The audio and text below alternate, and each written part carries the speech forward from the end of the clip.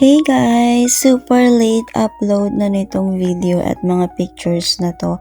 Pero ngayon ko lang siya nagawan at nakita ko lang siya sa album ko. Anyway guys, pupunta tayo dito ng Roanoke Arts Center and magbabus lang tayo, which is only 15 pesos per ride and 30 pesos balikan. So unfortunately guys, isarado na pala yung museum na sana pupuntahan ko. Pero hindi naman masyadong maraming mga Instagrammable dun sa museum na yon. Parang yung mirror lang and yung other stuff doon. Pero kahit naman nasa labas ka lang, marami pa rin namang mga Instagrammable na places, na area, na pwede mong pag-picture takingan kung meron kang kasama or wala ka man kasama. Magdala ka lang ng tripod or kahit na anong mga magagamit mo para mag-picture taking guys, or makisuyo ka sa taong nandun.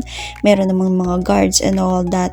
And meron pa rin namang mga place na pwede mong kainan at pwedeng pasyalan within the area guys.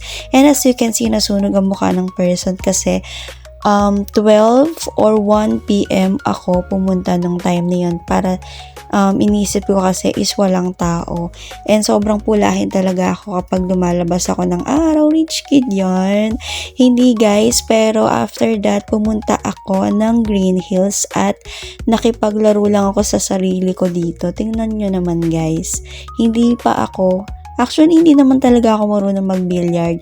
Pero kasi ito yung first time na nag-try ako mag-billiards and nilalaro ko na lang talaga siya kasi hindi ko naman talaga alam kung ano yung mga technique and all that. Pero masaya naman siya. As you can see, tawa lang ako ng tawa. And after that guys, kumain ako sa Yoshimitsu. And konti lang yung na-videohan and na-picturean ko dyan guys. Kasi super gutom na talaga ang person. And hindi ko kasi inuuna yung pag-video. Tumitikim muna ako ng mga pagkain bago ako mag-video.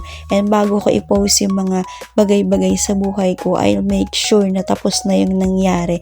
Para walang magsabi na, Beke naman dyan, pasalubong naman dyan. And that's it guys. Thank you for watching. Bye-bye!